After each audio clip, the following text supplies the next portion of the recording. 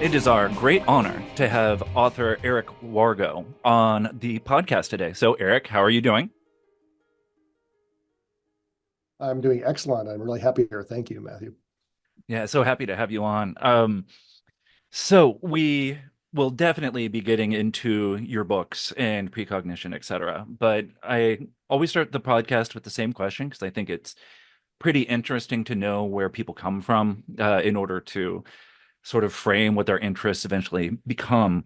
And since we're in the shadow of Harvard Divinity School over here at the CSWR, want to ask, what was your religious upbringing? Did you have one, or did you sort of were you raised unaffiliated? What was your sort of relationship to organized or traditional religion? Yeah, this is a great question, and it's a very easy answer. I had no relationship whatsoever to organized religion of any kind. My parents were both are both very much were both very much of a scientific mindset. My father was a psychologist, a scientific psychologist. My mother was trained in psychology as well. And my my mother's family was not, I mean, they were, I don't even remember what they were. They were sort of some sort of group, but they were, it was not a strong influence in her upbringing. Hmm. And my father was raised in a very working class Catholic family in Dearborn, Michigan.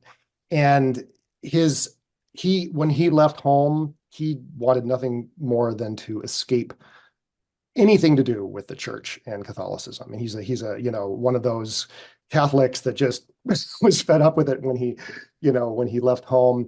And it's not that they were atheists. I mean, I think if you pinned them down, they would say they were atheists, but it just did not come up. We did not. There was no religious, traditions, no church going. The first and only times I ever attended church were at funerals, the funerals of my grandparents, Hmm. when I was in my teens, and it was the weirdest thing in the world, What is for someone happening who'd inside never been to a here? church.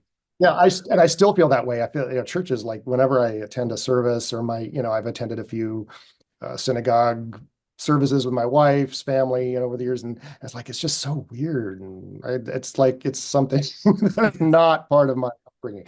That said, I think maybe that absence, it made me incredibly spiritually curious and seeking, and even as early as high school, I was reading books about Hmm. Zen Buddhism, uh, Were you and reading like other Alan Eastern Watts, traditions. T.T. Suzuki, or Yeah, yeah, yeah. Those the beginner kind of entry yeah. stuff that people encounter. And in fact, at one point, I didn't read Alan Watts until college, Hmm. but uh, I remember there was a space of about a month where I read everything by Alan Watts, Hmm. and devoured stuff. And um, I was too, we were talking before the show about my ADHD brain. Well, ADHD kind of keeps you from applying yourself in meditation or being able to do that. So Fair enough. Yeah. it was not until years later that I really developed a meditation practice, and Hmm. then read deeply in the classics, the classical Chan literature, and the earlier, Zen classics. And sort of use that enriched, a meditation practice it was then informed, and it was more focused, and I had a bit more maturity and focus at that point. And Hmm. uh, I guess that would have been in my 30s. And so my tradition now is Zen Buddhism, but not. I still don't attend. I don't attend a Zen center. I've never had a physical teacher. I get it all from books and from my own practice. But that's, I guess, what I consider my, you know, now my spiritual tradition. But yeah, I had zero Hmm. background or upbringing in any It, kind of.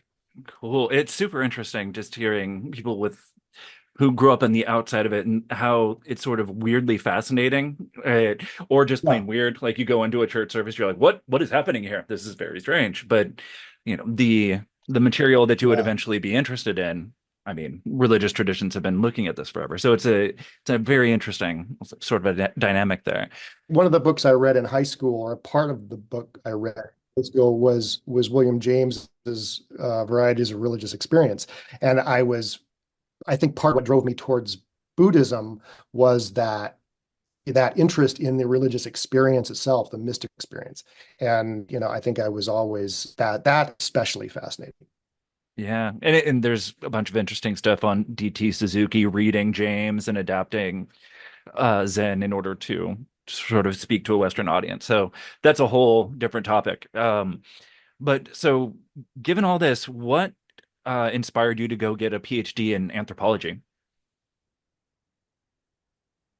Yeah, that's I'm one of those people who didn't have much in college, and I didn't really know what I, you know, in hindsight, I should have gone in a different field, but Mm, I think I got captivated by interpretive anthropology. This was, would have been late 80s, and the writings of Clifford Geertz mm, uh, really kind of inspired me. I'm not sure why. I mean, he was a really good writer. I think maybe that's part of it. Ultimately became a writer. I think mhm, it was the writing. I gravitated to some really good writers in the field of anthropology, and uh, the subject of symbolism mm, certainly was the appeal there. And uh, I wound up leaving academia after I finished my PhD because that world was not for me, and I was not suited to succeeding in that world. mm, Yeah, and I became a writer. But that interest in symbolism, I think, that I got from anthropology kind of carried forward into my side projects and my side interests, and that included not only um, Eastern religions, but also alchemy. I got oh, very interested in alchemy in the mid '90s because I was living. I lived for about 2 years in Prague in the mid mm, '90s, and Prague was, of course, the capital of alchemy in the Middle Ages. And at the time I was there, this was a few years after the Velvet Revolution, and there was an awakening of this hermetic alchemical history and tradition in Prague. And in fact, there was a big alchemical conference going on while I was there, and there was an exhibit of the reign of Rudolph II, who was the sort of great patron of alchemy. mm, And that really, I wound up meeting some alchemists, and alchemical researchers, and like yeah, this was hugely interesting.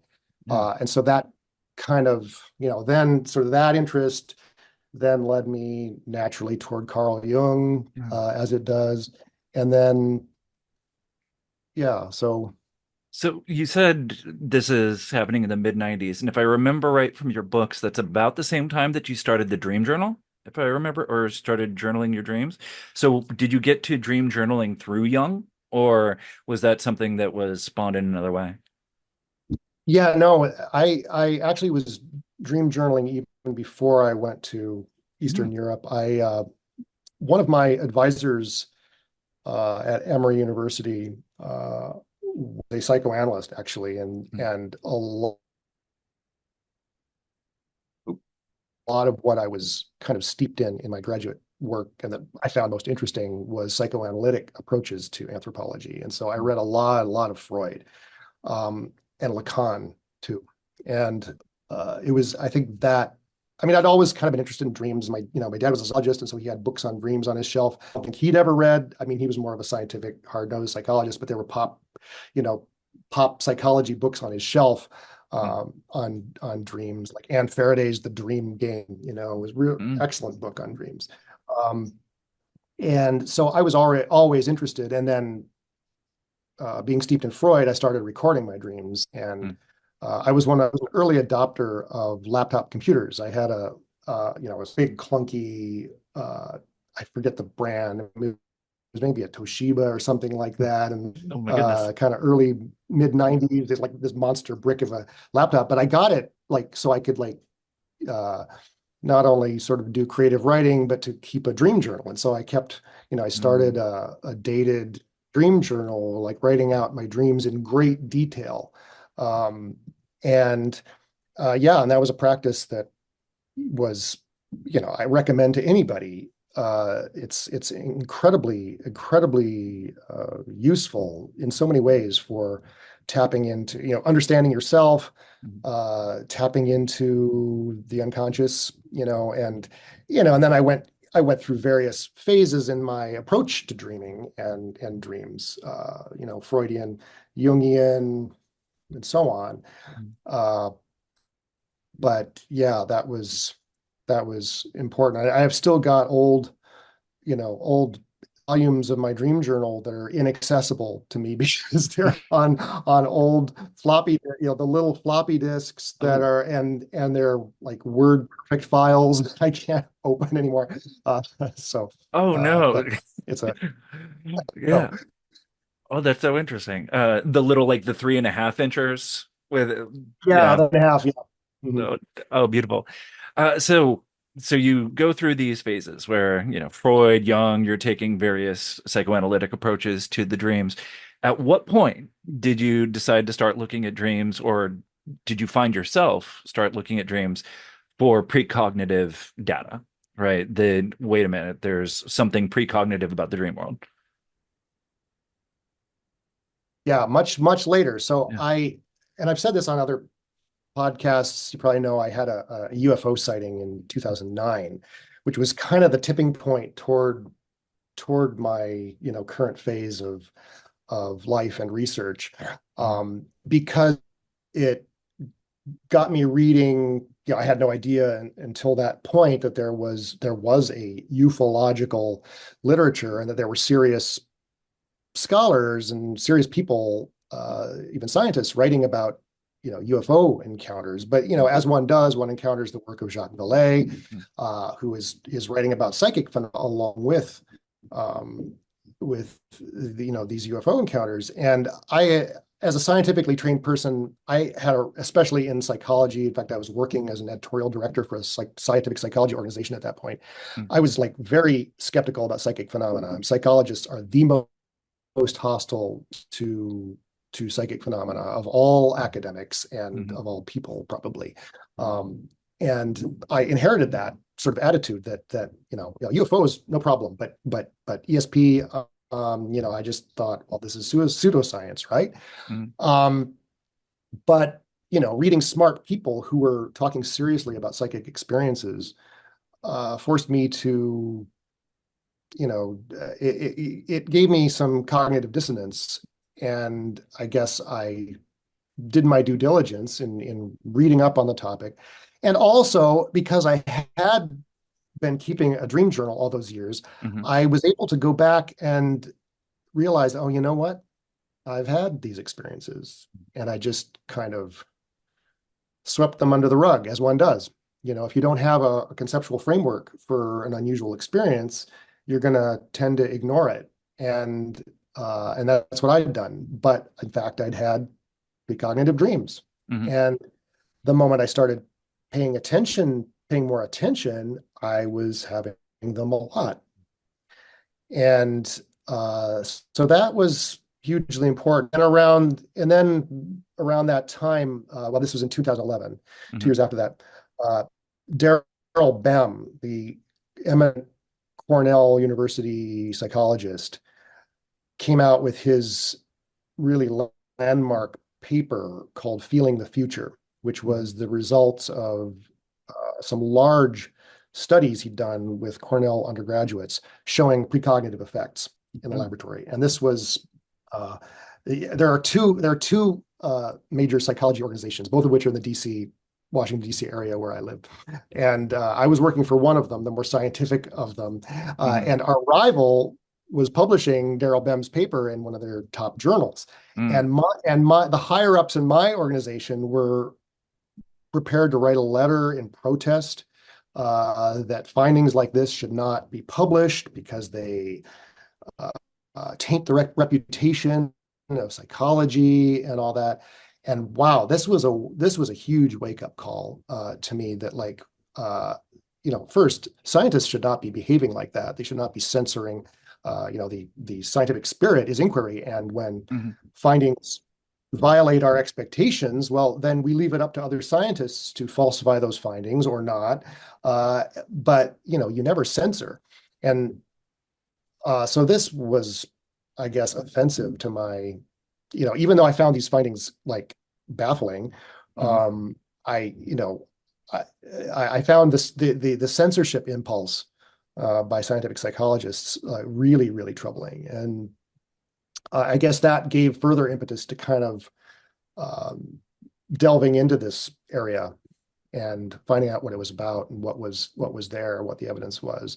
But probably more than anything else, I mean, I think it was my own experience that, Mhm. whatever the science says, and it does say, very clearly that precognition exists. If you actually look at the science, it's very robust and Mhm. it's there's a lot of it and it all points in the same direction.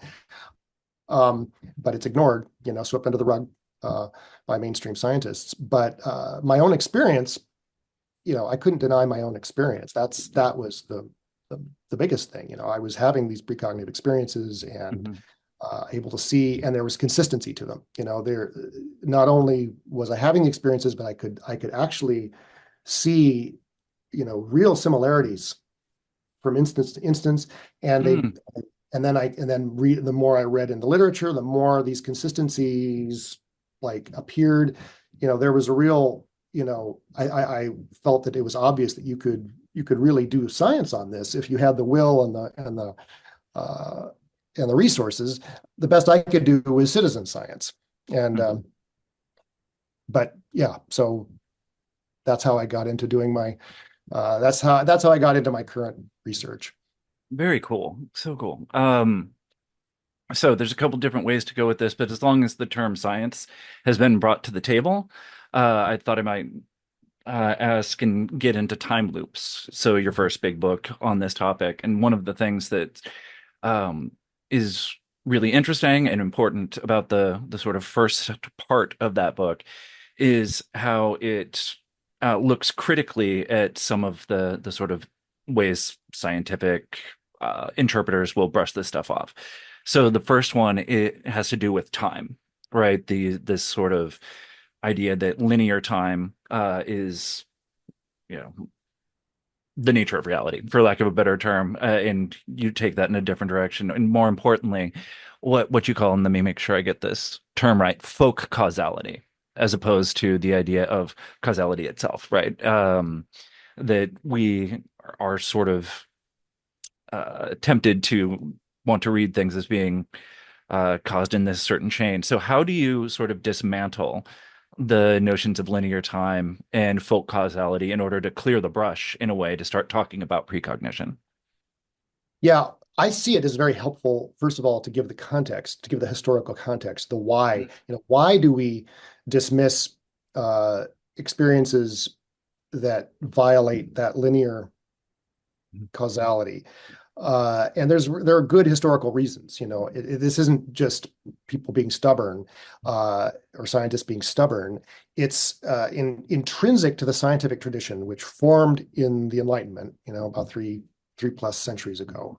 uh, One of the central, you know, tenets, I guess, or it's just the bedrock of the scientific method or the scientific worldview is you have to remove God from your equation. Doesn't mean you have to be an atheist, but God cannot enter into your explanation of natural phenomena.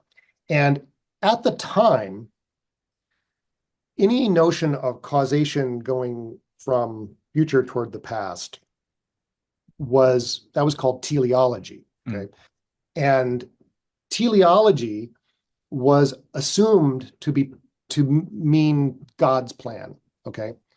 And so when they booted out God out, with that bathwater, they threw out any notion of causes going in reverse. This sort of mechanistic, cause preceding effect was the strong presumption underlying all of science as it was forming during the lead up to the industrial world, Mm. industrialism, and it was like really industry that kind of drove science as much as science drove industry. I mean, it was the machines that informed.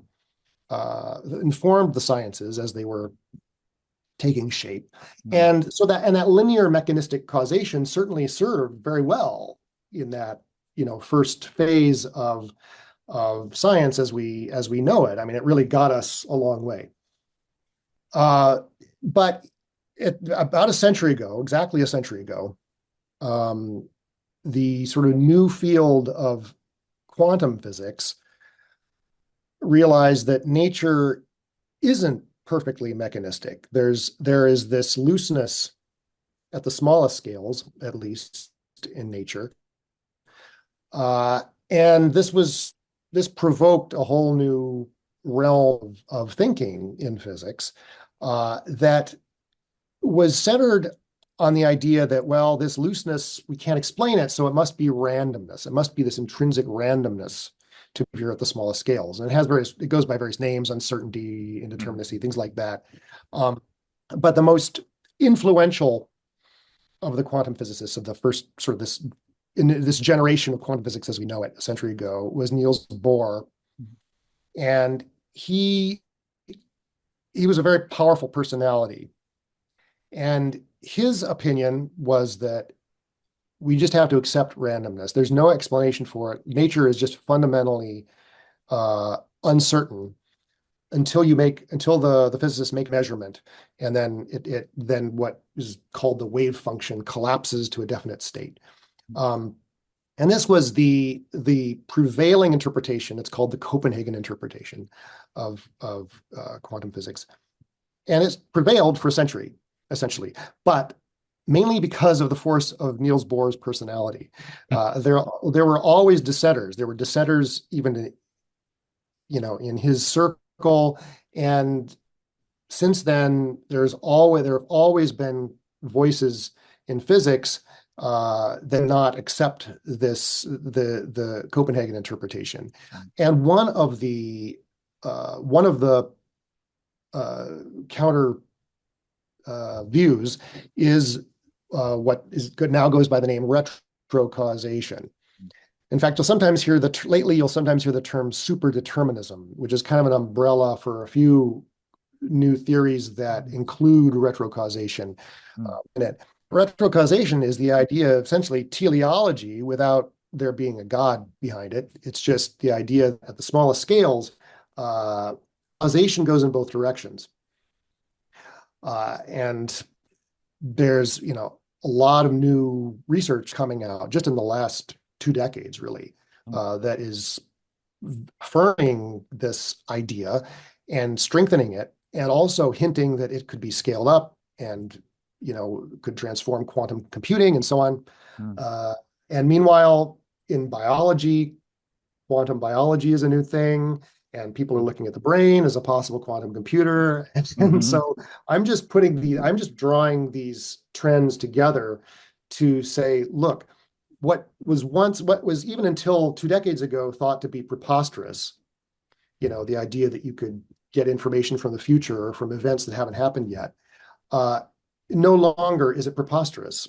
There is the potential for a solid materialist, to use a bad word these days, scientific framework Mhm. that can potentially explain these things. So we cannot just brush it aside because it just sounds absurd to our ears.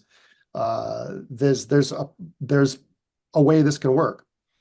So that's actually how I attack the skeptics more than anything else, and just pointing out that there's no scientific evidence against precognition. All they can throw at the data and the studies is the suggestion that these are poorly designed studies, Mhm. or that the scientists are biased, or that the people experiencing it are biased or misguided, or bad at understanding statistics. The law of large numbers is the most Yeah. frequently used counter argument. The idea that, well, coincidences are going to occur, by chance anyway. And so when they occur, we forget all the instances when they didn't occur, and then we somehow think that something special happened. But the law of large numbers presumes that the large numbers are in the denominator. of the Mm, fraction. When they're in the numerator, as I show in my books, you can't use that argument. I mean, precognition is not only this little icing on the cake of our experience. I mean, when you look seriously at it, it's pervasive. mm, You know, people who do precognitive dream work find that, oh, they're precognitively dreaming constantly. And uh, people have these experiences in waking life. They have these experiences whenever they do art or writing, which is the subject of my most recent book. yeah. So that's how I approach it. I'm not I don't I think the parapsychologists, people who sort of call themselves parapsychologists or work in laboratories and do laboratory experiments, they tend to not be very convincing, I find, because Mm, they focus too much on scientific data, which often doesn't sound very impressive. mm, Um, and they almost it comes off sounding apologetic almost because they don't want to make claims beyond what the science shows.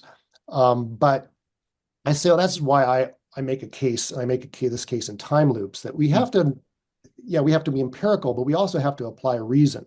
mm, If it exists at all, um, reason alone says this must be pervasive. I mean, if this arose in the natural world, it's not some little thing that is used occasionally. This must be basic to how we adapt to the world, how we survive. And you can bet that given 4 billion years, uh, life has found a way mm, to do this, and yeah, I really believe that precognition was probably our possibly the earliest, guidance system of microorganisms in the primordial soup. I mean, this I mm, think goes back to the roots. This is not some. I do not see this. I do not see precognition as some new superpower mm, or some new ability that we are evolving toward. That's kind of I think a Victorian kind of framing of mm, psychic abilities that I think has been, taken up by more recent writers in a way who kind of have an evolutionary view of this, that an evolutionary in the kind of theosophical sense that we're yeah, moving toward this, this golden future where we're, godlike beings. I don't think that's the case at all. I mean, I think this is the earliest, this has guided us from the beginning, and uh, so we should look at it with that assumption, and yeah. test that hypothesis. One of the it's a very simple example, but you bring it up in the book, and it's completely pervasive. Like everybody has had this experience where you're dreaming, and the dream is going in this certain direction for whatever reason, dream logic, and then it hits the climax or it bleeds directly into the moment that you wake up, whatever that noise happens to be, or whatever, light flashing through the window, whatever it is, it just those points meet. And it's easy to sort of shrug off, but then, why do we shrug it off? That's uncanny. Like we if the moment you start to put that under the microscope, it's a very bizarre thing. And, again, if you want to take one example, you might set it to the side. But again, universal. Like we all have that particular experience. So one of the Yeah, things. there's a great book on it. One of the real pioneers of I not really precognitive dream research because he wasn't a researcher, but he was a Russian theologian and sort of polymath, Pavel Florensky. Mm, I don't know if you know him. Yeah, he wrote a wonderful book on this called Iconostasis mhm, in I think 1922, I want to say, and that kind of dream is his kind of core datum for this mhm, idea that dream logic and dream time is turned inside out. That was how he put it. But yeah, these dreams that lead inexorably, where the narrative leads inexorably to allow, some event that wakes up the dreamer, like in the environment. mhm, Um, yeah, that's exactly as you say. How can that not be precognitive? The thing is, skeptics can always come along and say, well, the dream narrative was formed, after the fact in your memory. This was Freud's mhm. way of explaining away precognitive dreams and so on. But that's special pleading, honestly. I hear you. All right. So, in a sense, there is a sort of history of people studying precognition, but right now I see you sort of as the torchbearer, like you're the person who's writing the most about it and sort of thinking it through. And with that comes the need to develop new language and new concepts because other people aren't writing about it as much. So when I'm reading through your works, there's all these really interesting and generative, well, ideas basically and concepts. So I kind of want to go through those one by one a little bit just to give audiences a sense of what you're after here. And the one that's, comes straight to mind because it's in it's behind them all is the long self. Right. So what do you mean by the long self? And I suppose you'd have to talk about the block universe in order to get to the long self, but maybe not. Up to you. Yeah. So let's talk about the block universe just briefly. So this is an idea that arose in the early 20th century with the finding or the innovation, I guess, theoretical innovation of Einstein, which was, relativity theory. And his teacher, Hermann Minkowski, his math teacher, sort of worked out that, well, what the implication of Einstein's special relativity is that we live in a four-dimensional space-time. That is to say, there are the three dimensions of space that we understand, but the fourth dimension is time, and that they're all essentially the same. And then uh, Einstein's later work on general relativity sort of nuanced this, and so he found that gravity, the force that we call gravity, is really just the curving of those three dimensions of space into the dimension of time, influenced by massive objects.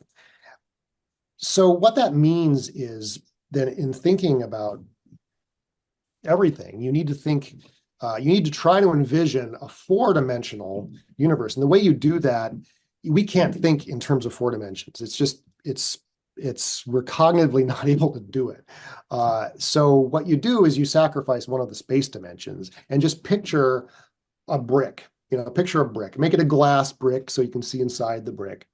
But picture a glass brick. The two, the width and height, that's the space, that's space. And then the length of the brick is time. So any object in space, whether it be a particle, a photon, or an electron, or a human being, or a planet, whatever, is a world line snaking through that brick. And this has huge implications. One of the implications of it is that the future already exists in a sense. That is to say, it's there in the brick. And if it exists there, that means that it can potentially influence the past the same way the past can influence the future. And Einstein's equations perfectly allow time travel. And there are various ways time travel can potentially work. We can talk about that or not, but that's a huge implication right there of his work. Well, precognition really validates that block universe. In fact, I think that honestly, at this point, the block universe is not easily provable using scientific devices, and particle accelerators and things like that, but the human brain, I think, is the kind of particle accelerator that really validates that block universe. Because if you take precognition and precognitive dreams seriously, what it points to is that already existing future ahead of us. And to events, the uncanny way in which a precognitive dreamer can dream precise details about an event that not only maybe the next day or the next few days, but sometimes over a span of decades. I mean, these are things that could never be imagined or predicted using our ordinary inferential capabilities.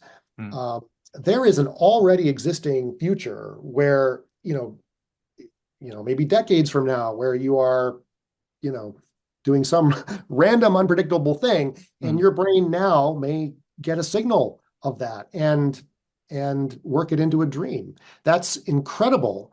And it's incredible validation of what Einstein was saying. mm, So my and that really, I think, is the most when you think about that, that's the most, I think, mind-blowing and important entailment of working with precognition, I think, mm, because it precognitive dreams are a reminder of that fact that you have a future, and your future is influencing you in all kinds of ways. And it means that your experiences today influenced who you were and what you were and how you got to this point, even if you weren't aware of it. You know, that is mind blowing. The fact that you right now are influencing, exerting an influence, a mm, causal influence, or retrocausal influence on who you were yesterday and who you were a decade ago and who you were maybe as a child. And when when people do precognitive dream work who fortunately had been keeping a dream journal for decades like I did. And there are a lot of people, I've now met a lot of people like that who've been keeping dream journals for decades. It is it is freaking mind-blowing mm, to see examples of how, you know, decades in your past, when you were a kid or a young adult or whatever, you were having dreams about totally unpredictable turning points in your life decades later. mm, Um, it's just mind blowing to have these experiences, and so that based on that understanding of the human being as a world line mm. that is, or even like a wire that is exchanging information in both directions across that wire, not just one direction through memory, but in the reverse direction as well. That is it's a paradigm shift in how you understand your own biography. And so that's where that term long self comes from, is that I think of the human being as a biography, as you know, you can talk about it as a story. Yeah. It really, it's a story with a beginning, a middle, and an end, and you're in the middle somewhere. But there's a whole segment of that story still ahead of you. And uh, and where you are now has influenced the first part of that story. So it's I just think for me at least it's Mhm. been hugely spiritually affirming, honestly, to have that realization. I call it, I in one of my books I call it a gnosis. Mhm. And I really think it's a gnosis to kind of have this awakening to the self as a four-dimensional thing. Yeah, very well put. So I can hear, potential audience listeners, and I'm sure that you've had, people who have written you outside your blog or something like that ask the same question. The, well, I'm not having a precognitive dream that is clear, right? I am not witnessing something that's happening 5, 10 years from now. One of the things that I found really interesting, to go back to your talk about psychoanalysis earlier, is the way you reread Freud in order to sort of bring him in line with this idea of the long self. And I kind of just want to set you up on it because it's your baby and it's so interesting. But how do you see Freudian dreams and dream work sort of involved in the process of, precognition and how these things come across in dreams? Yeah, great question. And yeah, you're right. This is the core for me. This is the most interesting part of this whole topic. And there's so much to say about well Freud himself, Yeah. and but also his theory and how we can return to Freud in a way that really helps us understand precognition and precognitive experiences, especially dreams. The so Freud, here in a nutshell, I think Freud was very wrong about why dreams present information so symbolically and in a distorted fashion. I mean, his presumption, or not presumption, his theory was that we are repressing unwanted thoughts painful thoughts, things that we can't abide, and that it's repression that forces the mind to express things indirectly and in symbolic fashion. I think he's wrong about that. He did not believe in precognition, for one thing. I mean, he was a skeptic about precognition. He thought that you could explain away these experiences, um, by talking about memory distortion and stuff like that. But I think when you accept the reality of precognition, and I think that as we talk about reason, it's reasonable to think that, all dreams are probably doing this. All dreams are probably bringing us information about our future. I mean, why would we have this ability? Why would we have this guidance system if we weren't constantly using it?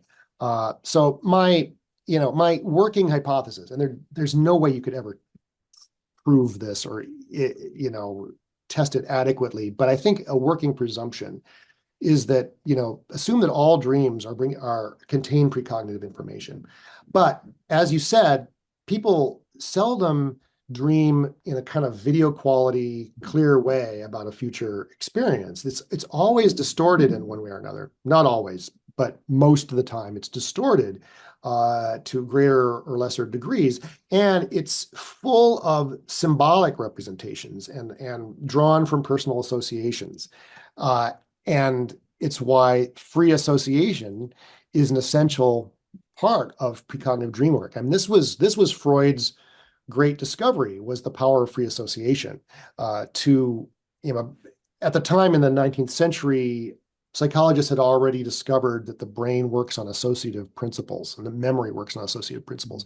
But Freud really deepened that understanding, because like the moment you start free associating on a dream is like, oh my God, it leads you very quickly to see that there's real meaning in the dream that's about your life. I mean, it's very clear that this, random, strange, bizarre scenario is one step away. Each element is one step away from something pertinent to you, either in recent life or in some unresolved issue in your past.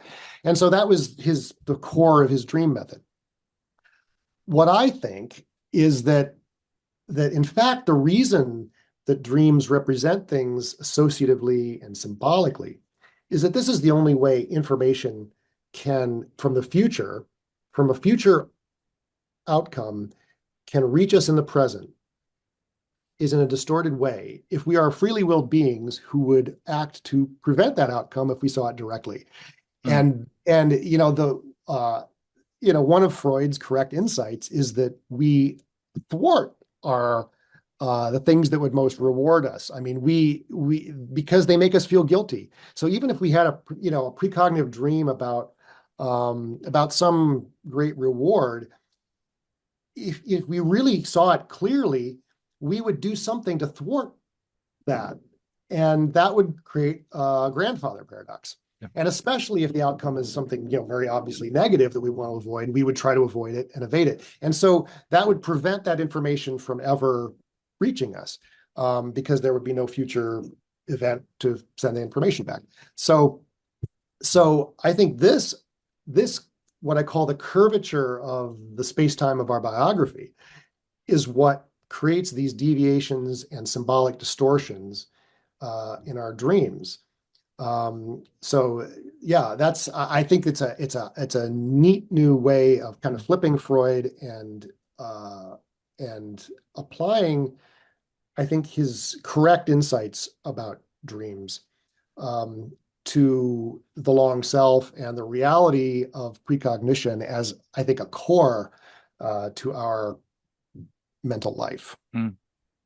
It's one of the more interesting ideas I've come across in years. I'm really excited by it. And it ties into something that you work through both in Time Loops and in your more recent book, about we always, if you're a psychoanalytic thinker, you're trained to think about obsessions and neuroses as things that are a working through of what has already happened.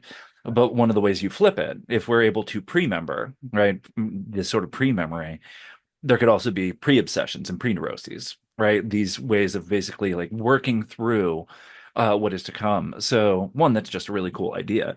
But two, do you have like a textbook example of how you would see that in terms of, trying to work out a neurosis for something that's coming down the pike? Yeah. So I don't have a, I guess I don't have a textbook example of that, but I think that the way that premonitions Mm. typically arise, at least over the short term, uh, kind of show this principle, I think, that a person will um,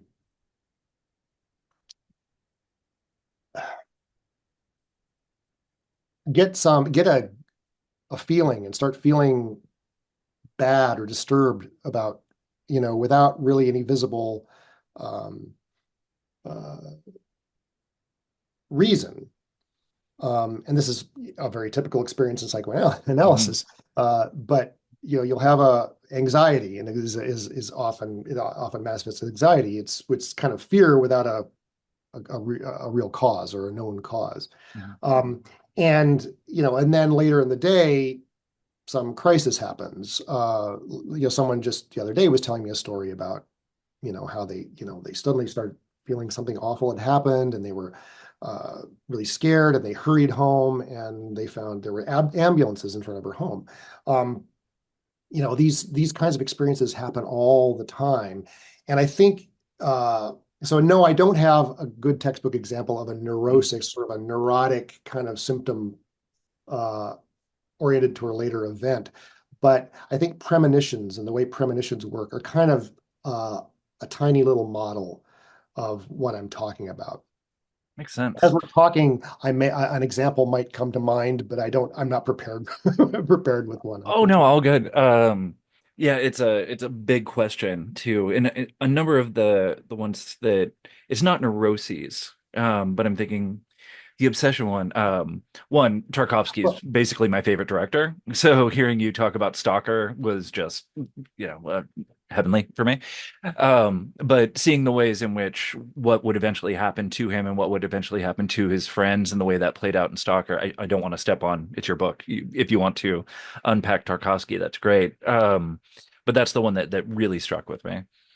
that's a beautiful example, right? I mean, this is the whole topic of my new book is how this Yep. works out in the lives of artists, and it Yep. often, yes, I mean, you can call that a neurotic, you can call that an obsession, exactly. You can call Mm. that a neurotic obsessional neurosis that in the lives of someone who has the talent and the fortune to be able to express that talent in art, that's how it's going to express itself often. And yes, Tarkovsky is a beautiful, tragic example Um, of that. Another example that people are less aware of is Michael Richards, the mhm. not the comedian Michael Richards, Not but the not Kramer, yeah.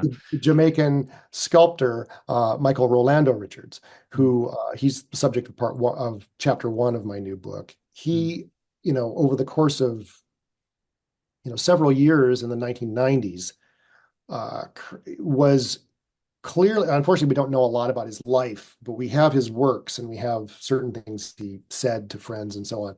He was working through some like issues, let's call it that. He was working through issues that he understood as having to do with race, being black in a white dominated art world that, constantly he felt like was cutting him down and inhibiting him and thwarting him in various ways. Um, and he was working through that plus a lot of other anxieties and symbols that just kept obsessing him, having to do with flight and crashing and falling to the ground and explosions and but all centered on aviation in various ways. Mm. So he created a series of sculptures that were all sculptural self-portraits of himself as a Tuskegee Airman, specifically. These were the black aviators in World War II who distinguished themselves, in their aviation, but were still subject to discrimination and so on. And he would depict himself in the flight suit of a Tuskegee Airman, but always in some way in which he was crashing or had fallen to the ground, with a parachute or whatever. But his most, now his most famous sculpture is called Tar Baby versus Saint Sebastian. And it's a sculptural self-portrait that he created in 1999 while he was in Miami. And it's of himself standing vertically, like erect, and kind of levitating off the ground. And he's being impaled by all these airplanes. Well, 2 years later, on the basis of the strength of his work, including that sculpture, undoubtedly, he was granted a studio space for 6 months in Tower One of the World Trade Center. The Lower Manhattan Cultural Council gave out 15 or yeah, gave like 15 artists each kind of half year, 5 months of studio space in the towers to create whatever art, and then had an exhibition at the end. Well, he was one of the cohort in the summer of 2001, and he was in his studio when the plane hit and was killed on that morning. And that one sculpture alone, but all his whole body of work leading up to that day represents to me a kind of neurotic Yeah. obsession, that kind of artistic obsession that you're talking about, that again has a tragic outcome, but I think that there are plenty of examples where it's not, the outcome isn't tragic, but nevertheless it's something strange in one's future that one is Mhm. working through, through one's art. So yeah, those are perfect Yeah. examples of what you're talking about. Yeah. The Michael Richards one is so interesting. We'll put links to his works in the show notes because it's really like literally mind blowing. Like it feels literally mind blowing. So it took me a while to get to this particular one, but time loops. What precisely do you mean by a time loop here, right? Because this I understand it, but it's also very hard to put language around because it's moving in a circle and language wants to go in an arrow. But if you're the author, you can probably explain it much better than I can. Yeah, well, we sort of, I So we think we have, kind of set up well with that talk about how dreams distort information coming from the future, because our freely willed actions on the basis of that dream need to Mhm. lead us to that experience. So a time loop basically is what physicists call it, a closed time-like curve. They have a technical term for it, but a time loop is it's a causal circularity, or a causally circular formation in that block universe, where some event in the future somehow causes something in the past, like a dream, Mhm. and then the freely willed actions of the dreamer lead somehow to that future event. Uh, and again, if that future event is something we want to avoid, and kind of being incorrigibly stubborn beings, we always want to avoid something we've seen in the future. If we know it's there, even if it's a reward, we'll try to avoid it. Mhm. That information is distorted and we misinterpret it. And on the basis of that misinterpretation, we then have the experience in the future. Mhm. The I'll just mention, one of the reasons I love Freud's Yeah, role in all this is the centrality of Oedipus in his thinking. He reduced the Oedipus story to simply the patricidal and incestuous, dimensions of the story, killing your father and marrying your mother. Mhm. But Oedipus is really a story about prophecy. It's about Mhm. fulfilling a prophecy in the effort to evade it. And that, Mhm. that's really the core, the key, I think, to how prophecy does work. We get these signals, but we inevitably misinterpret them, and through our actions, our freely willed actions, we fulfill them. So here, my favorite example of a time loop is actually Carl Jung's famous Yeah. story of the scarab that showed up his office. So he had a patient who was, hyper rational, kind of closed off to what he was offering, a kind of more open and mystical approach to the psyche. Uh, but she came to him one day in his clinic, having had a dream the previous night of somebody handing her a golden piece of jewelry in the shape of an Egyptian scarab. Okay.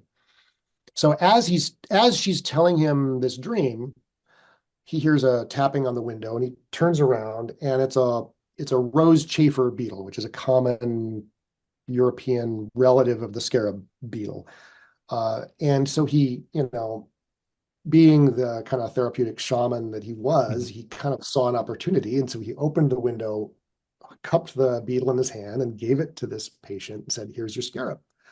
Well, Jung, didn't kind of see exactly what had happened there. I mean, he saw this as synchronicity, as Mhm. there was a simultaneity between hearing this story from his patient about the scarab and him, the event in the office with the scarab showing up at the window. Um, but really what it was a classic precognitive dream on the part of his patient.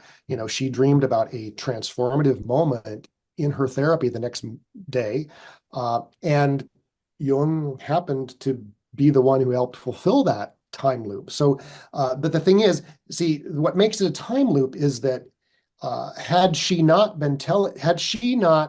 told her dream to Mhm. Jung when she did, he would not have handed her the scarab. He would not have fulfilled that time loop because, Mhm. so this was a causally circular formation. The being handed the scarab caused the dream the previous night, but the dream caused her to tell Jung the story, which caused him to notice the beetle and hand her the scarab. So it's a circular formation.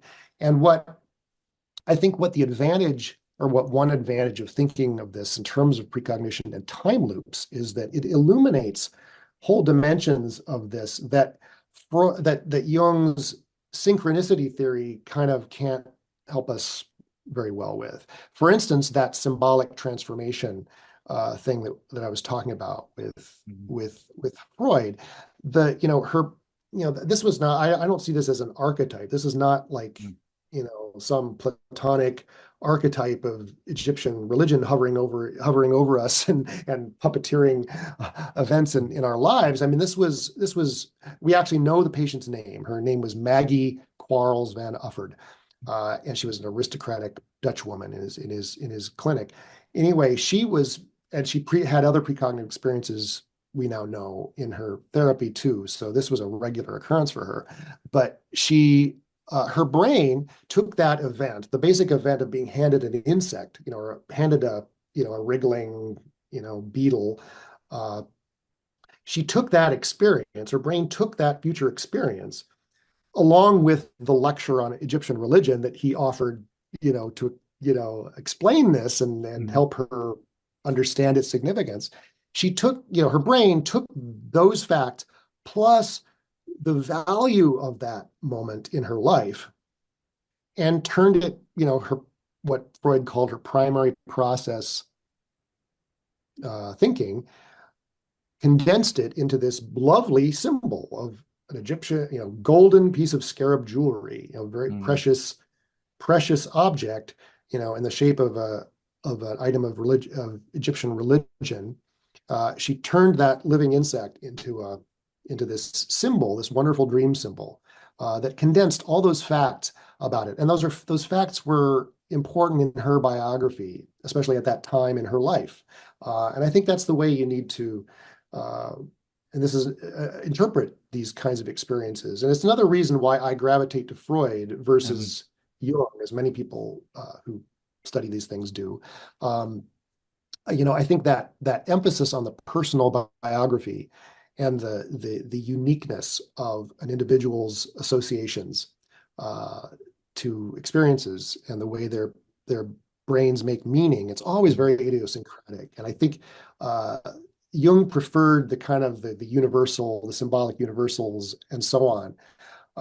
But I think it's that dimension of the individual biography, bringing the emphasis back to the individual's biography through time. Again, that long self Mhm. uh, idea is what why I like the time loops framing, or I prefer that to the synchronicity framing.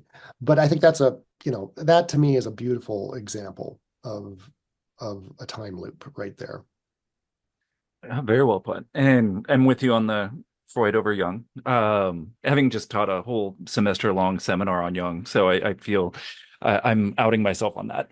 Um, but I mean, then you can reread Jung with a more personalistic bias, and then it becomes much more interesting because we know what he read, we know his personal relationships, and then you can start to find all sorts of, to use your language, time loops in what was happening with him, as opposed to trying to think in terms of these universals. In any event, one of the things that I can imagine people listening noticing is how often you're using the term brain, right? So we're talking about brains, we're talking about brains, we're talking about brains. And usually when we're talking about four dimensions, et cetera, we're talking about, people like to talk about consciousness as being like separate from brain or disembodied. So, um, one of my favorite little phrases that pops up often in your work is the 4D tesseract brain, right? So, how is it that you are understanding the brain to work so that it's navigating past and future at the same time?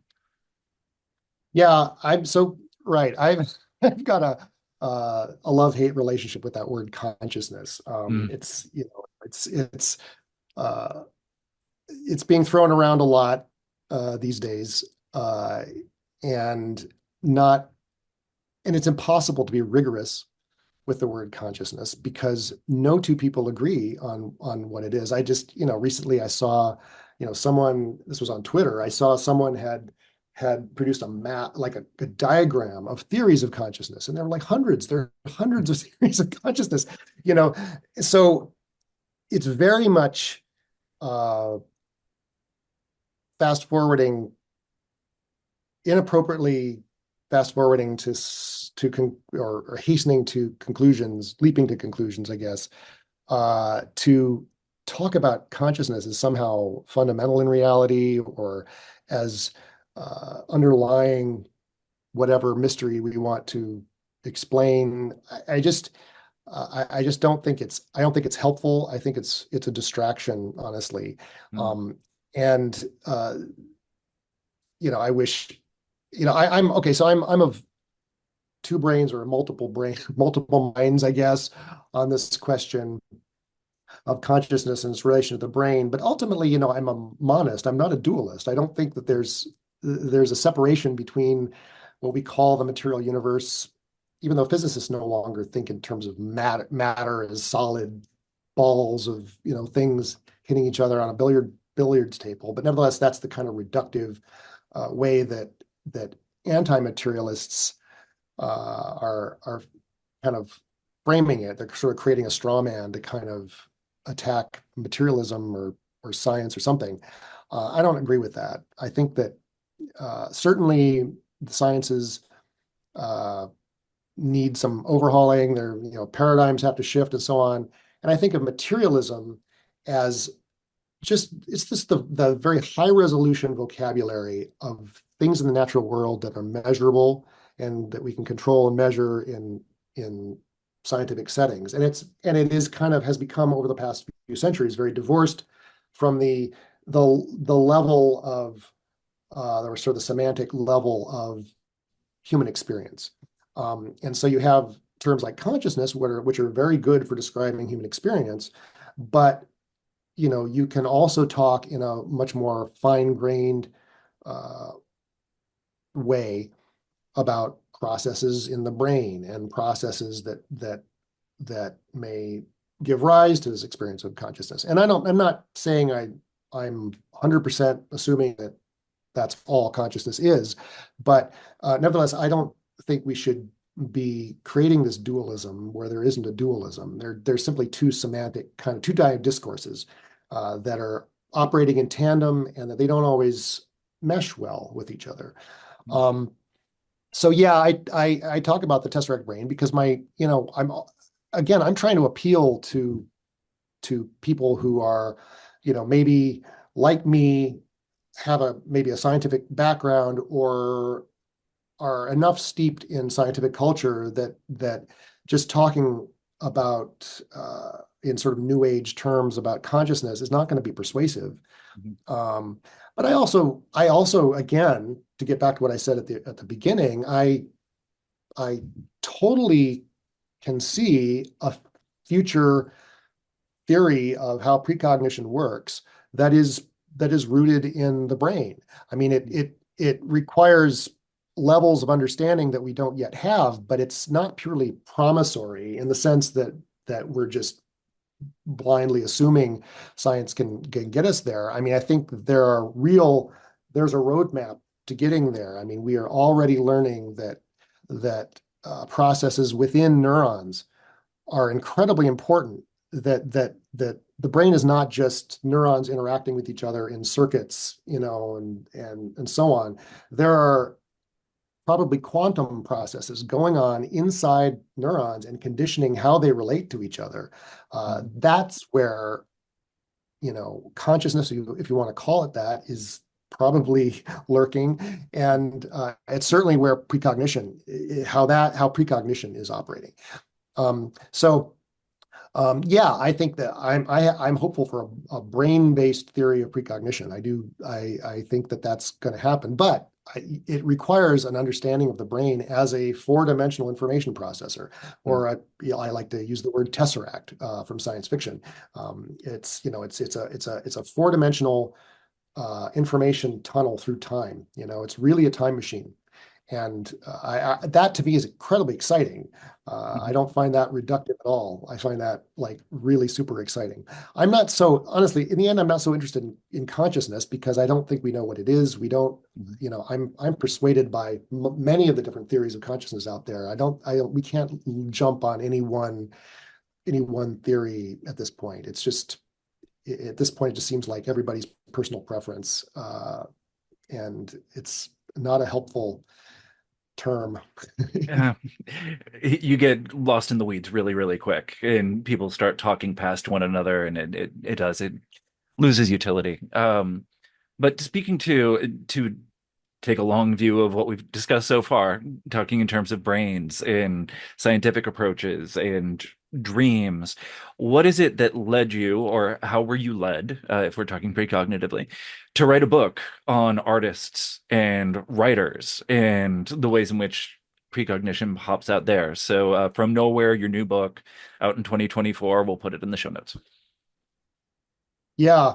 Well, yeah. So when I wrote Time Loops back in 2017, 2018, uh, but the last section of that book delved into, well, two writers, Philip K. Dick being one of them, and also Morgan Robertson, who wrote a famous novel in the late 1900s that seemed to foretell the Titanic disaster. And um, when I wrote the book, honestly, that's the direction that I was really most interested in pursuing. Its role, precognition's role in creativity and in the creative life. Looking again at the biography of the artist and how they're sort of living through that obsessional relationship to events in their future was really fascinating. And I started reading. I've always read artists and biographers, artists and writers' biographies, and been fascinated by the creative life anyway. But I was starting to go back to the lives of artists that I admired and started seeing how this was operating really universally. And also, I was very influenced by Jeff Kripal's Mutants and Mystics. I mean, you were a student of Yes, it Jeff, was. right? Yeah. Right. And Mutants and Mystics really takes this approach, kind of a time loops kind of approach to science fiction writers and comic book authors. But um, I, I was seeing, no, this is a universal. This isn't just a function of, writing in these kind of uh, the trash stratum, as Philip Yeah. K. Dick put it, these kind of marginal genres.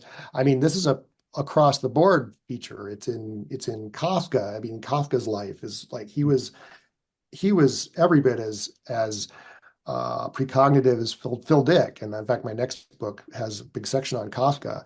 Mm. uh, but anyway, the way precognition operates in the creative life was honestly the direction I wanted to go. I kept getting bombarded though by emails from people wanting to know about dreams and their own dreams, and I kept hearing sort of the same concerns and confusions about dreams and people, I think a failure to understand precognition and how it works is kind of creates a lot of distress in people's lives when they have these experiences. So I saw the need for a guide kind of to precognitive dreams and dream work. And so that was my second book. I kind of took a year and dealt with that topic. But really artists and creativity was where I wanted to go all along. And so actually my new book From Nowhere, honestly, is actually just one half of a larger project that I've been working on for 6 years now, on looking at writers and artists and their biographies and how precognition operates in the creative life. Yeah, so there's a lot of different ways to go with this. So you mentioned Philip K. Dick, and anybody who's listening to this show is going to know about Philip K. Dick in 2374. So one of the ways to sort of unpack what From Nowhere does, what is your reading on whether it's Dick 2374 or thereafter? What sort of new perspective are you bringing to like Dick studies by using the sort of theoretical apparatus that you've developed? Well, yeah, that's an interesting question because actually, of all writers and thinkers, even Philip K. Dick was the one who actually was a pioneer in thinking exactly as I'm thinking about his work, because he understood that he was a precog. Mm-hmm. He understood that his works were precognitive, and he was able to identify it in his life. And fortunately, not only did he leave us this huge corpus of writing, of wonderful science fiction writing, but he also left us letters in which he was very open about these experiences and his thoughts. He would write about these very enthusiastically to his pen pal Claudia Bush, for instance, and to other friends.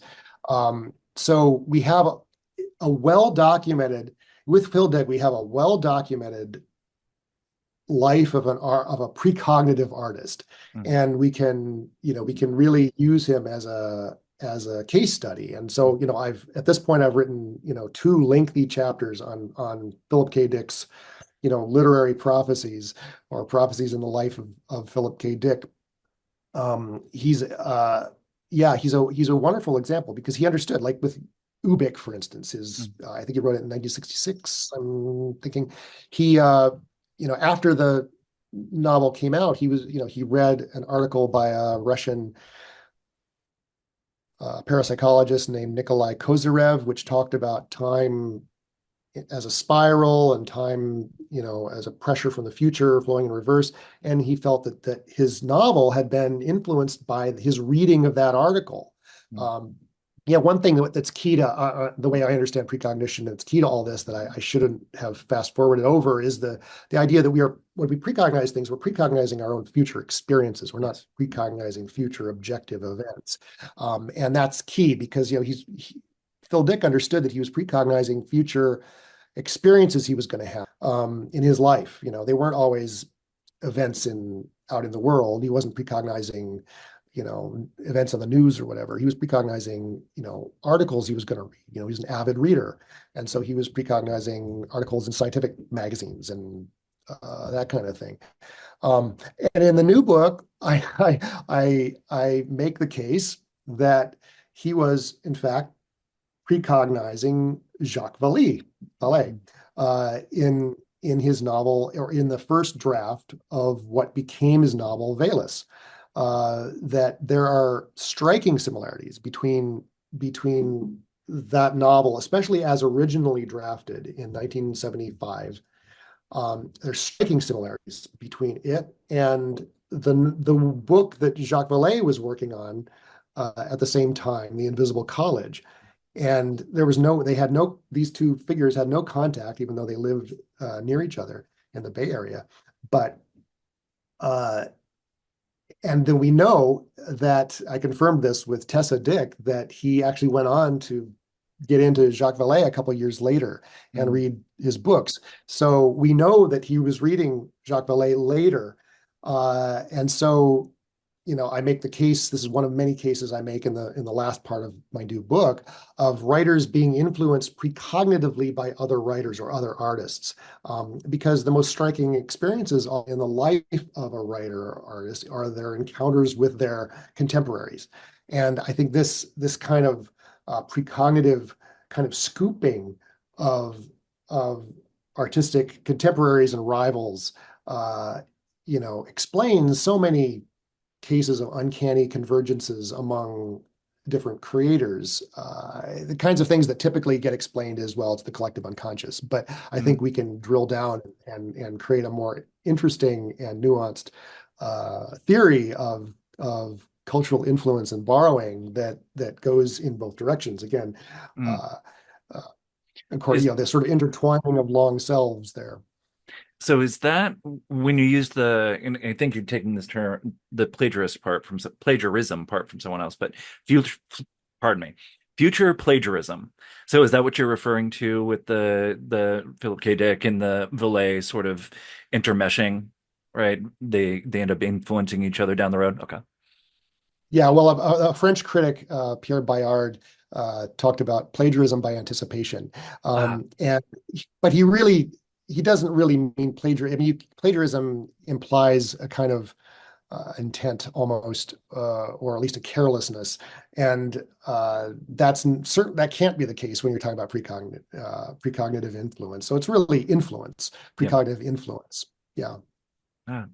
So I mean, we were talked about Philip K. Dick, and he's sci-fi. He's weird. He's out there. I mean, he's sort of become canonized in his own certain way. But one of the figures that I was delighted to come across in From Nowhere is Virginia Woolf, right? Because when you're talking about Virginia Woolf, you're not in sci-fi land. You are in someone whose books are taught in high school English and college English, who's got this whole cottage industry of biographies and psychobiographies, etc. So I just kind of want to tee it up. Like, what brought you to talk about Virginia Woolf, and what did you see going through her materials that made her such a ripe subject for this way of looking at things? Yeah, that's a great question. Of all the subjects in this book, Virginia Woolf is the one that I knew least Mhm. going into my research. I mean, I've mostly focused on writers and artists who I knew really well. I knew a fair amount about their biography. Virginia Woolf, I'd only read a couple of her books.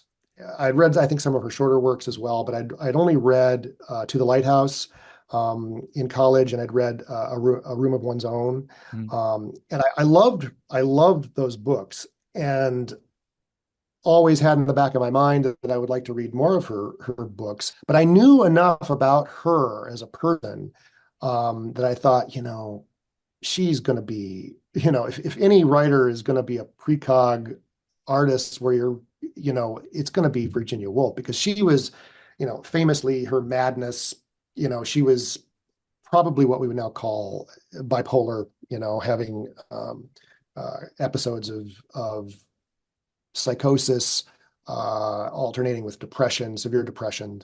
But she heard voices, had visions, and so on. And so, delving into her work with an eye to um, precognition. And the key I've discovered in doing this kind of research is you have to look for certain keywords that are biographers.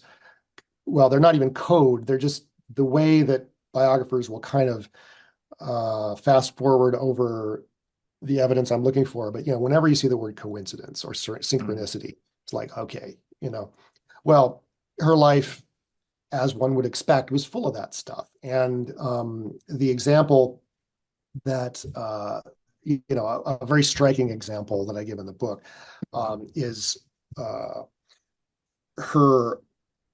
So her classic, I'm trying to think of the year, I think 1926, I want to say, Mrs. Dalloway, maybe a few years earlier than that. Anyway, um, uh, she, so this is really interesting. This character of Clarissa Dalloway Mm. was based on a woman that was a family friend when she was young and was a frequent visitor to her home, and even kind of a mentor to her in a way when she was a young person after her mother died. Um, and I'm blanking on Kitty Maxey was Mm. this woman's name. Anyway, so she created this character who appears briefly in her first novel, The Voyage Out, named Clarissa Dalloway, but who is based on this sort of high society friend named Kitty Maxey. Well, she revisited, for some reason, she decided to revisit the story of Clarissa Dalloway for a short story. Um, and it was called Mrs. Dalloway in Bond Street. I'm forgetting the year that this was written, but she spent the summer of that year working on this story. It's kind of a very interesting, strange story about this character, this high society in London, preparing for a party and go shopping, and preparing for a party, and it ends very perplexingly with this explosion out in the street, and it's left unexplained. It's like, how it just ends abruptly.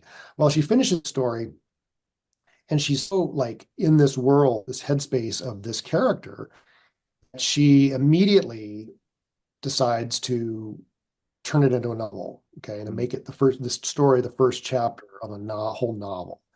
Well, fortunately, Virginia Woolf is another one of those people who left us not only a huge corpus of writing, left us an extensive diary, Mm. and we can like track her creative life. Fortunately, there's one biographer, Julia Briggs, did a wonderful biography, kind of situating her creative life in her biography, and it's like really helpful for teasing these things out. But yeah, I got obsessed with reading Virginia Woolf's diaries. They're just fascinating. And Mm. anyway, like 2 days later, we know in her diary, 2 days after she finishes this story, she decides to turn it into a novel, and she starts planning it out. And the idea for this novel initially is that it's going to be, about this character, Clarissa Dalloway, and some other male character uh, who intertwines in London, but they never quite meet. But it Mhm. sort of jumps between these two characters. Okay. Um, and either Miss Dalloway, there are two versions. She tells sort of two versions of her origin of this novel. Either Miss Dalloway commits suicide at the end, or this other character commits suicide at the end. So on that very day that she says, "I'm going to turn this into a novel," the real Clarissa Dalloway, Kitty Maxey, falls from the banister in her home and ends up in the hospital, and then dies 2 days later on the very day she started the novel. And it's probably suicide. Mm. Um, and she gets the news like 2 days after that, and she's like devastated and stunned and like perplexed at, how could this happen? What was going on there? I mean, the fact that it was suicide was interesting to her because she had harbored suicidal thoughts, and Mhm. of course eventually did commit suicide. Um, but it's just, it's again, it's something that people would just say, oh, that's a synchronicity for you. But I think this is another example of Mm. that neurotic artistic obsession with, in this case, a sort of devastating piece of news coming down the pike toward you. And she spent that whole summer leading up to it writing this story, ends with perplexingly with this explosion. And then she Mm. starts, she then conceives this as a novel in which either this main character or another character commits suicide. And then, a couple days later learns that the real model for that character committed suicide. And she hadn't Mm. actually had any contact with this woman for years and years. And in fact, felt regret at that when she read the news, and like was feeling all kinds of complex feelings Mm. about the death of this person that had been very important to her when she was younger. And she, I think, works those conflicted feelings, complex feelings. She works it into the end of the novel in a really brilliant and fascinating way. So, Mm, it's again, I mean, and the thing is, you find this stuff all the time when you actually read biographies and read the work of an artist against their biography with an eye to this possibility. It's just that mm, it's same as dreams. I mean, people can record their dreams and be interested in dreams, and it can never cross their mind that precognition exists because we don't have a concept for it. But once you have an eye to it, it's mm. everywhere. And so I mentioned Kafka. He's another example, and there's so much on Kafka that I'm devoting a whole section of my next book to Kafka. He's, wonderful example of this kind of fucked up working neurotically through traumas ahead of him in various ways. But there's so many examples of this, Yeah. and it's intrinsic, I think, to the creative life. So I want to ask, so I have two final questions. And this your last statement there leads into one of them. Why?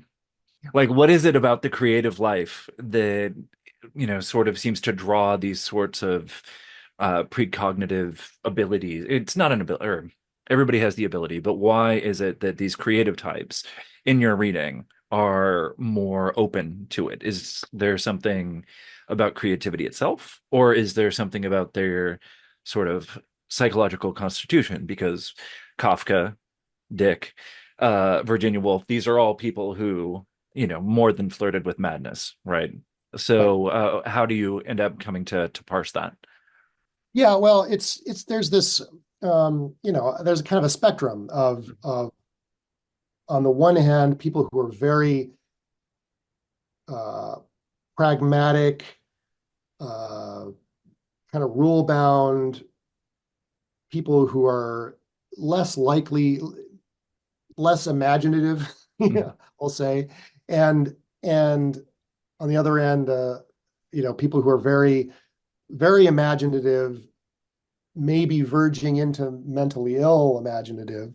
Uh, yeah, there's a dimension in psychiatry that's called schizotypy, and mm, it's kind of this dimension of imaginativeness, openness to, you know, hearing voices, having hallucinations, um, things like that. And I don't know if anyone has really done a study that, proves this, but it's kind of a cliche that artists tend to be on that one end of the spectrum. They're, tend to be more imaginative, more open to these kinds of liminal kinds of experiences. And uh, so they're tapped in, they're just tapped in more than other people. Uh, so I think that's the explanation. I mean, it's more a personality kind of, or cognitive style maybe mm, issue. mm. It makes sense. And we're going like way back to Myers and putting that stuff on a continuum with dreams and visions. Like there's these sort of spectrum of altered states that they happen to be closer on that end too.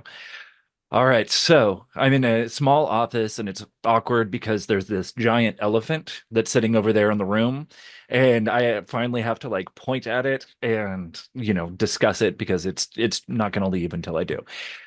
So it's the free will problem, Oh right? yeah. So anybody who's listened, yeah, Yeah. anybody who's gotten hour and a half in is going to go, okay, this is all wonderful and it's super interesting, and the way in which we encode messages to ourselves.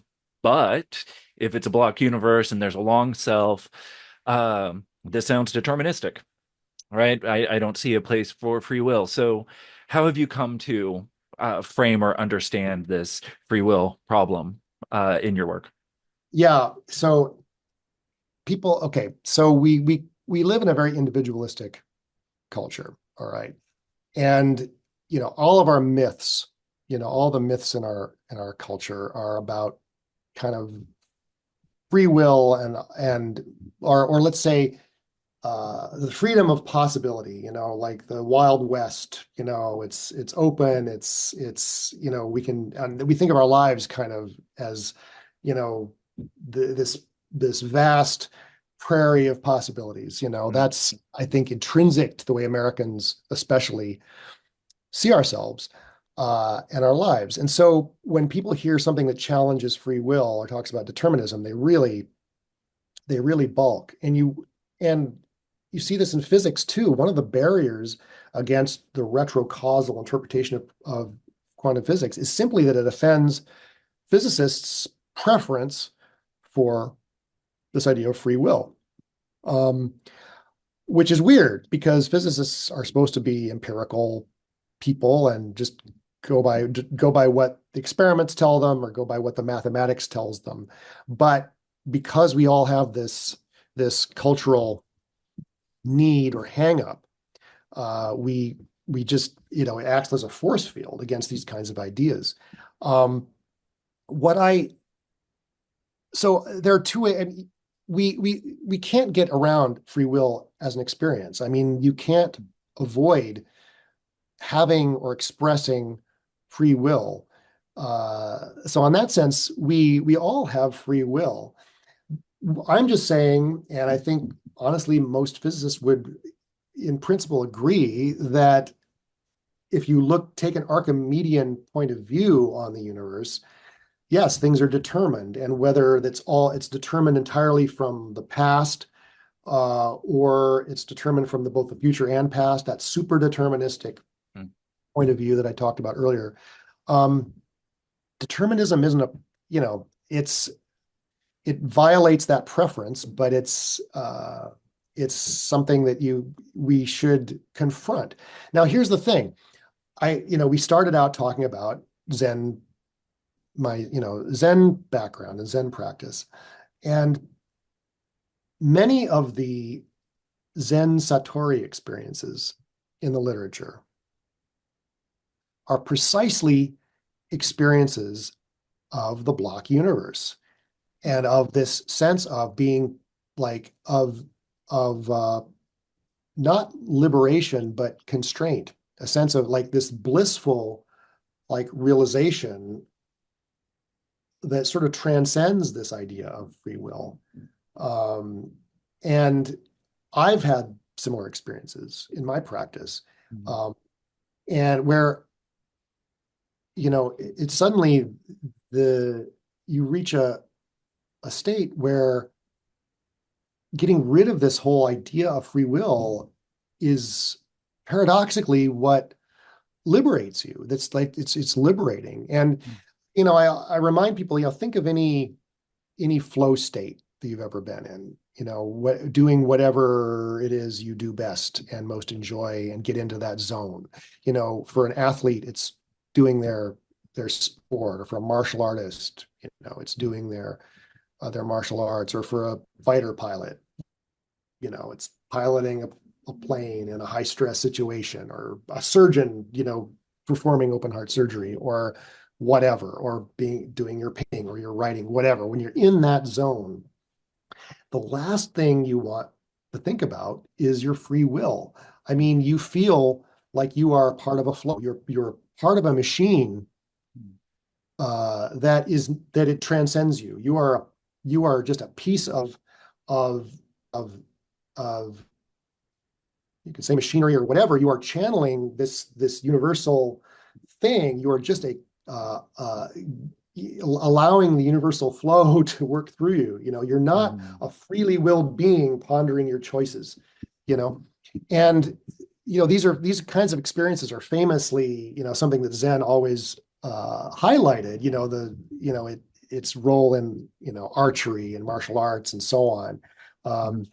But there's a sort of a paradoxical way in which, when we get rid of free will and stop choosing and stop thinking of ourselves as beings who exert free will and choice, it actually liberates us and makes us into our better selves and makes Mm. us more effective. We get into a zone where we're actually expressing superpowers in a way. Uh, so what I tell people or Mm. advise people is to take the block universe as a koan, all right, and really Mm, like don't just resist it, confront it, and keep pushing that problem, thinking about that problem, causal circularity in the block universe. mm, Um, and I know in my case, it led to some real profound breakthroughs in my thinking. I mean, or in my, not in my thinking, breakthroughs in my being, I guess, mm, gnosis. It led to gnosis. And, um, you know, I, I'm no different from anybody else, but I go through life not worrying about free will. And I'm very happy to not worry about it. I just don't think it matters. mm, And you can go outside the Eastern tradition too and find similar experiences. I was just thinking earlier, actually, I wasn't consciously anticipating this question, but maybe I was precognitively anticipating it because I mm. was thinking about Nietzsche. Yeah. And, everyone uh, thinks of Nietzsche in terms of will, and this kind of, this emphasis upon the will. Uh, but, I think within every thinker, there's another thinker kind of thinking in reverse. And, his mystical experience in Switzerland Mhm. was of, I would say, I know Jeff Kripal would slightly disagree with me on this, but I think that this was a an essentially an expression of the block universe. And I'm talking about the eternal recurrence Mm, idea. This was before people could think of time as a dimension. And so I think this idea of the world constantly on repeat, and everything mm, happening again and again through time exactly the same way it happened before. It's a way of expressing that determinism, that super determinism, that nothing you do in the next turn of the wheel is going to be any different. So it's kind of a way of stating mm, this block universe idea that things are kind of set, you know, uh, and uh, and so I think we find this commonality in mystical experiences. So I kind of remind people that I think that there's there's a way of seeing the world that mm, that finds that finds this block universe, this eternalism, this eternalist viewpoint, liberating, mhm, profoundly liberating. And but you have to get there. You have to do the work of getting there. When I was a sort of a beginning meditator, or when I was starting to meditate like in a very serious and rigorous way, I had this kind of I would if a thought came into my head that I kind of wanted to sort of set aside or dismiss gently and non-judgmentally, I would stick it on a shelf in my imagination. I would just take that, I would put it on a shelf. So it was like I could always take it back down from the shelf when I was done, but it was like I would just sort of get it out of the way by putting it on a shelf. Well, mm, I think you should take these worries about free will and just put them on a shelf, you know, and go through the work of thinking through these ideas and see if you don't come out the other end uh, happy to not worry about the issue of free will. I mean, what is it really doing for you? mhm. No, really well put. And it's an invitation to recognize that this question of free will and, our triumph of agency and individualism is very culturally conditioned, and we're just this small little sliver in the block universe that there's been many different perspectives on on how to cognize will, right, and free will. So, and I did love coming across that, and this made me think of your work, even though I know you and Jeff would disagree a bit, when Nietzsche is talking about willing things to happen in the past and like trying to, and it's like, oh, okay. It's like rereading Eric Wargo, but it was Nietzsche. Um, well, excellent. We're almost at 2 hours, so we should let you go and give you back your time. But thank you so much. This has been super fun. I think people are going to enjoy it immensely. So, Eric Wargo, thank you for coming on. Pop. I can't say the name of my own show. It's terrible. Pop Apocalypse. Thank you for having me on. This has been a delightful conversation and really took interesting directions. I enjoyed it a lot.